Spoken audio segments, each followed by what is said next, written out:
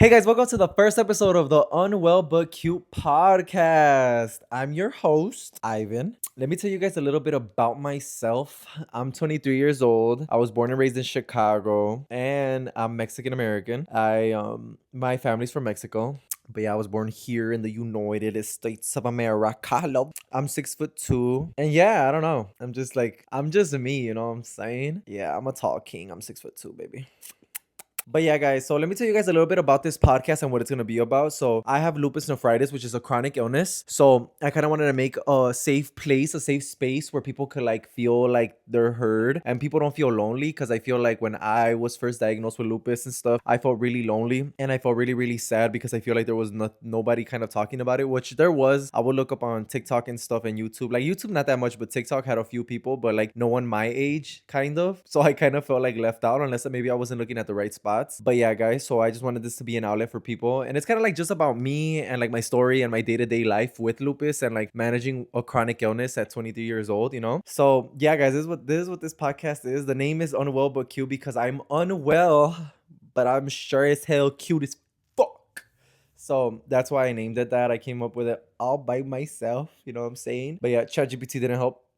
But yeah, guys. So yeah, guys, let's get right into it. So what is lupus? Lupus nephritis, to be exact, because I have lupus nephritis. Lupus nephritis is a chronic illness that affects the kidneys, and lupus in general is a chronic illness that kind of affects your whole body. Even though I have it, it's like I think there's two types that I know of lupus. I'm not super duper educated. Like, I'm super educated on what I have in my body and my stuff because for everybody, their chronic illness is different. So for me, I have lupus nephritis, which is a chronic kidney. It's in my kidney, so my kidneys are all messed up. They're all, what's that called? I have chronic kidney condition, to be exact. So, you know what I'm saying? The big shabam. So basically, my lupus attacked my kidneys because it chose its favorite. The favorite spot was the kidneys, because you could have bone lupus and kidney lupus, and I think just regular lupus, if I'm not mistaken. It's a bracket, guys. You gotta get in. You gotta get in to win the fuck. You know what I'm saying? I think the one that hurts the most is bone lupus, and then it's the kidney one that I have, and then I think it's regular lupus. But they're all really bad. I'm just saying, like, I think from what I've heard that it's like goes like that. Say I'm number two. No, I'm just playing. But yeah, guys, it's pretty bad. But yeah, it just affects my kidneys. Not because I drank or anything. A lot of people are like, oh my god, bro, like you were drinking so much, you were drinking left and right. That's why your kidneys are all fucked up. No, bitch, that's not why my kidneys are all fucked up. My lupus attacked them. I did used to drink though, maybe underage, but they got fucked up over time, guys, and it was kind of sad. But yeah, I'm 23 with lupus. I got diagnosed when I was 22, big old 22. I was very scary. It was a year and a half ago that I was diagnosed, but I've been sick for a while. I feel like I've been sick since I was born in a way, because my mom would always tell me like that I would drink milk and I could never keep that motherfucker down. I could never keep milk down, so I was always like kind of lactose. That's one thing with lupus, that you either turn lactose or you're already kind of lactose. And yeah, guys, I was always just kind of sick. Like, I was a sick little baby, and even when I got older, I was a very like anxious teen and like everywhere all at once, and I was always exhausted and I was always tired. And even now, I feel like I'm always tired. Like, it's a super duper like exhausting illness, I guess you could say. It's like the never ending tiredness. But yeah, that's basically what lupus nephritis is. I think I kind of veered a little bit, but yeah, lupus is that, for anyone that kind of was wondering or is on edge on of what it is and what it contains, like, you know, like what the illness basically is. A little bit about my story is that I was diagnosed when I was 22. Like I said, I was diagnosed June 16th 2024. I remember the day. I always remember the day because, oh my god, that's like the day that like my life did a whole 360, you know what I'm saying? Like, that's when I got the worst news ever. A little bit about that is that I got super swollen. How I know that that I had lupus or that something was wrong is because I got super swollen from my ankles and my tummy. Like, I was big as hell, you know. I'm petite, you know what I'm saying? I'm skinny. So to have a big old stomach and some big old cankles, I was like, I'm pregnant, because that's what it's giving, you know what I'm saying? Like, pregnancy shit. But yeah, I was just really sick, man. My kidneys weren't working and they were retenting a lot of water. Yeah, they were all fucked up. And then yeah, I thought I had a stomach ache. Like, for the longest time, well, not for the longest time, because it was like a week, I think, that I was started getting sick, because I was sick for like 6 months. I'd say I was really bad, like throwing stuff up and just anxious mess. I got diagnosed like 6 months later, and then for 1 week I got super swollen, which was crazy. Like I'm just thinking about it right now. Like a little bit of PTSD, guys. I'm gonna be honest with you guys, just a little bit. Like it reminds me of a lot of stuff, and I feel like I'm still hurting and I'm still healing as a person. And I feel like it's been hard. It's been a super, super long like struggle, and it's been a very, very like long battle. And I know that it's still gonna be a long battle. But yeah, guys, so I basically got super swollen, had to go to the doctor, went to the doctor. They didn't know what was wrong at first, so they kind of drew blood and all that stuff, and then they kind of waited, right? So I waited like 3 days. And then after those 3 days, I got a call. Somebody was like, "Man, you have to go to the hospital right now. Like there's something wrong with your kidneys. Like there's something just wrong, you know?" Like I had like a UTI. I think I had like something in my kidneys. I was leaking blood out of my kidneys, and I was like leaking a lot of protein. I had proteinuria, which is another thing that you have when you are like when something's wrong with your kidneys, you know? Basically, I had like 2 days left. 2 days left, y'all, and I was gonna you know what I'm saying? Like I had 2 days left and that was it. So I had to get to the hospital ASAP. So I like, 2 days left till like kidney failure. So pretty scary, pretty scary. But then yeah, we went to the hospital, and then yeah, they kind of like told me the rundown. And then basically I just stayed there for like weeks. I think I was in there for weeks, and it felt pretty crazy, you know what I'm saying? Like tests and all that stuff that they were doing on me. It felt wild. But when I actually got diagnosed, when they did they took some kind of like chunk out of my kidney, and then they told me that I had lupus. It was crazy because the doctor walked in, you know what I'm saying? He walked in really quick, and I was like, "Hey doc, like how are you?" You know? And I was all happy and shit. And then he was like, "Hey man, like, hey son, I have something to tell you."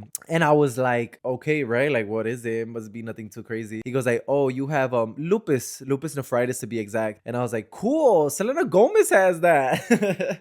And then he was like, "Yeah, son, but it's lupus." And I was like, "Yeah, yeah, yeah." I was like, "All right, cool. When can I get out of here?" Like I didn't really think about it. And it didn't come to my mind a lot of what it was until it got further down the line, you know. But yeah, that's how I got diagnosed, and that's how I knew that there was something really wrong. But it was just funny because I feel like at first I didn't take it serious because I was kind of like, "Oh yeah, yeah, I'll go home." I thought it was like a cold or something, you know. But yeah, guys, fast forwarding, like I think I'd say a month or two, I started getting on some medications and stuff, and it was pretty crazy. Like they had me on super strong immunosuppressants, which immunosuppressants are medicine that kind of puts your immune system to sleep, I think, if in short words. And like Ivan terms, it's that it puts your immune system to sleep, so it kind of like doesn't attack itself, and it's not like constantly like boom boom boom attacking itself, which is pretty crazy to think about. But yeah, I was on like 12 different medications when I first came out of the hospital, and it was pretty crazy. Fast forward though, in a year and a half, guys, I'm only on 4 medications, so that's not too bad. It's still like a working in progress. Like it's not bad at all. Like I'm super blessed, I'm super grateful, but I just don't want to be on any medication at all, kind of, because like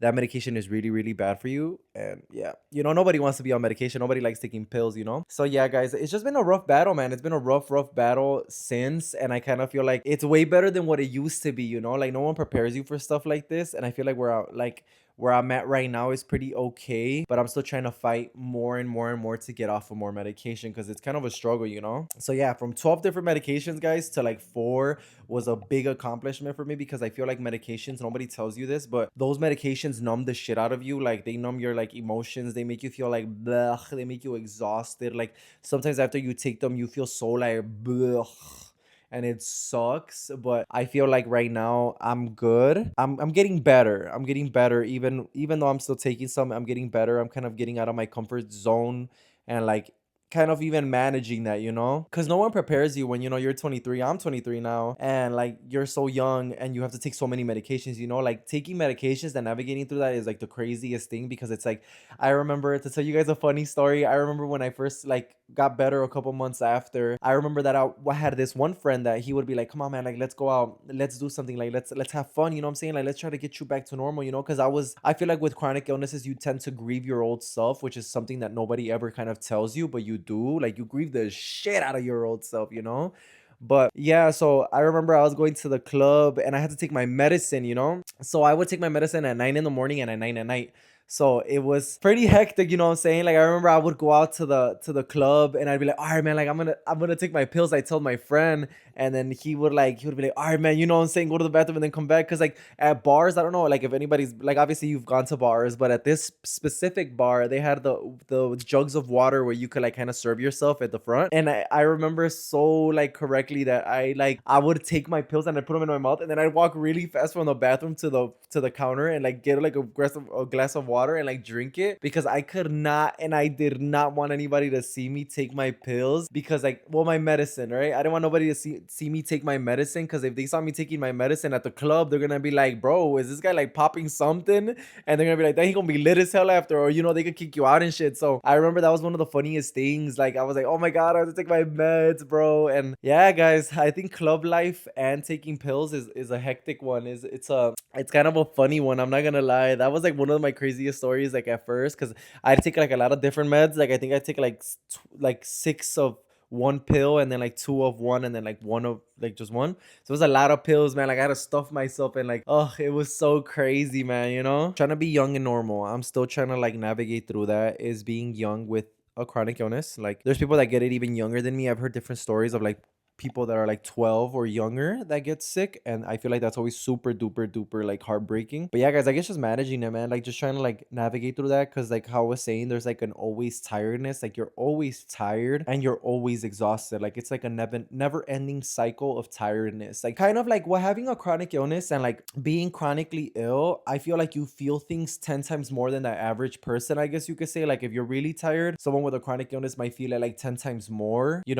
And like I feel like what always kind of irks me is that people never believe people with chronic illnesses, because like it's like, oh, like an invisible illness, and nobody really understands it until you have it. But yeah, guys, anything like tiredness, sleepiness, it's like a never ending cycle with those two. And then just like whenever you feel pain, emotional pain, I feel like you feel it a lot more. You have to be more patient with people with chronic illnesses, because it's like it's really hard to deal with somebody like that, even like dating, or like kind of just navigating through dating. The dating life, I feel like, is the hardest as well, because I feel like you have to find somebody that understands you, because if you don't find somebody that understands you, then it's going to be like one of the hardest things to do, dating while chronically ill. Because oh my god, like I feel like me, for example, like like I feel like it's hard. Like you can't really control your emotions. Your pills kind of numb you sometimes. I know it sounds crazy, but it's true. Like the medicine, I feel like people, it might not say that on the description of the medicine, but I feel like the medicine does play a part, and it could make you feel like less emotional, or make you feel kind of numb. Like I don't know if anybody has ever like, not anybody, but people with chronic illnesses, hydroxychloroquine, I feel like, was my worst enemy, and it still is my worst enemy. But at first it was like my worst enemy, because I would take it and that medication numbs you, man. Like I remember I would feel like kind of alive and happy, and then I take that medicine, and at first it would numb the shit out of me like a lot, and then over time I got used to it. But I feel like at first it would really numb my emotions, and I just be like a still like robot. It was crazy. But anybody that takes hydroxychloroquine, bro, let me know, because that was me for like 3 months when I first started taking that immunosuppressant. It was pretty hectic, guys. It was stressful. I was so stressed out all the time. But yeah, guys, going back to dating, like I feel like you just have to find somebody that is willing to put up with all the like, oh, like, well, me in the summer, it's hard for me, because in the summer I can't really go out. I can, but when it's like peak UV rays, I feel like that's one of the hardest things, because it burns your skin really, really fast, or you get super duper hot, or you get like super irritated really fast because it's hot.